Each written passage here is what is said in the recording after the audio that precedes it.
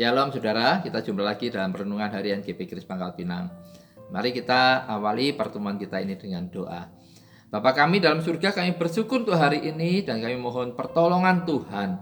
Bila sebentar kami akan merenungkan firman-Mu, biarlah Tuhan Engkau yang memampukan kami boleh mengerti dan menerapkan firman-Mu dalam hidup kami. Demi nama Tuhan Yesus kami berdoa. Amin.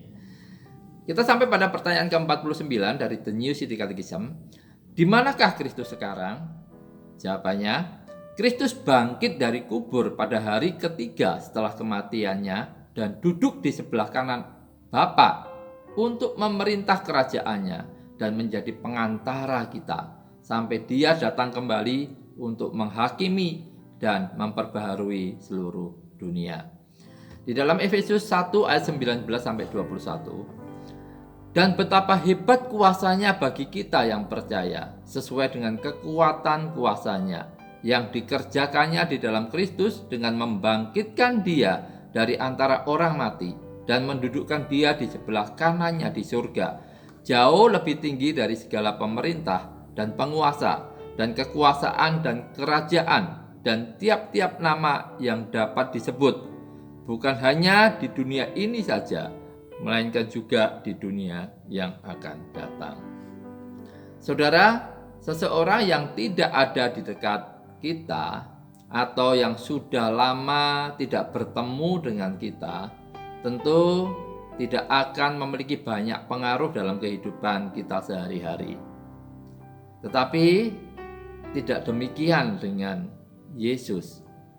Alkitab menyatakan kepada kita bahwa setelah Yesus bangkit, Ia naik ke surga, duduk di sebelah kanan Allah Bapa. Dia lenyap dari pandangan mata jasmani kita. Tapi keberadaannya di tempat Dia berada saat ini, itu sangat berpengaruh dengan kehidupan kita sehari-hari. Apa pengaruhnya dalam kehidupan kita sehari-hari?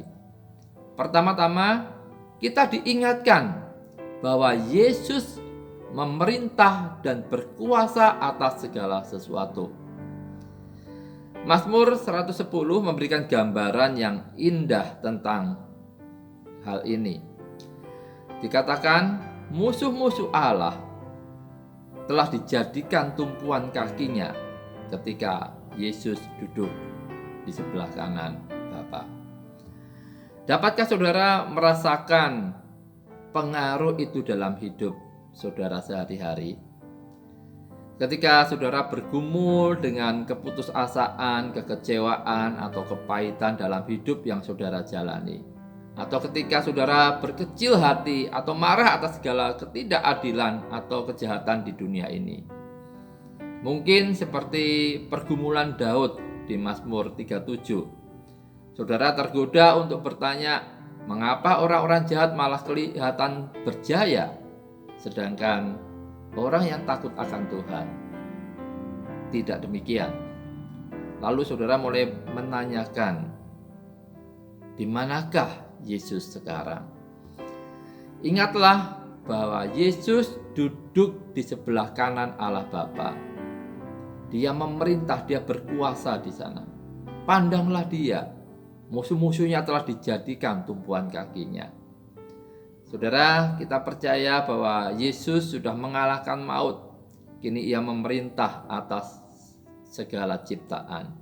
Efesus 1 berkata bahwa segala kuasa sudah diberikan kepada Yesus, dan kelak Dia akan datang kembali untuk meluruskan segala yang bengkok.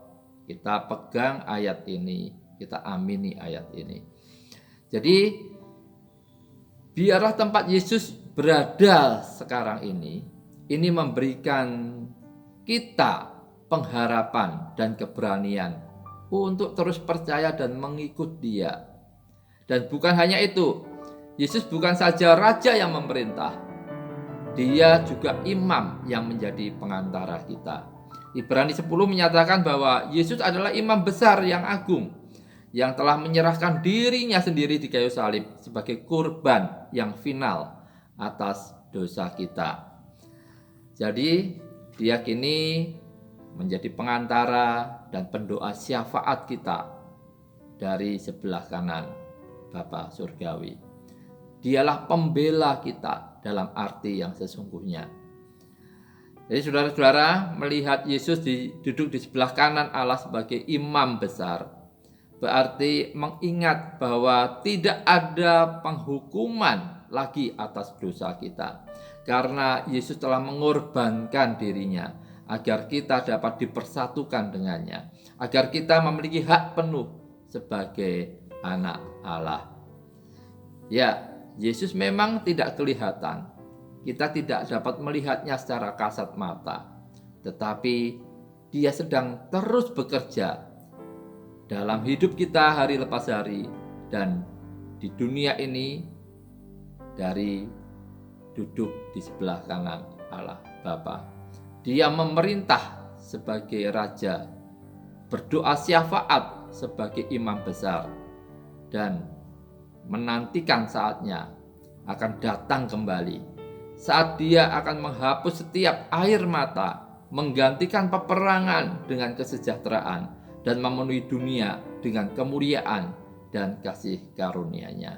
Itulah pengharapan kita, itulah hal yang dapat menghibur kita, memberikan kita kekuatan di tengah-tengah segala penderitaan kita. Amin. Tuhan Yesus memberkati.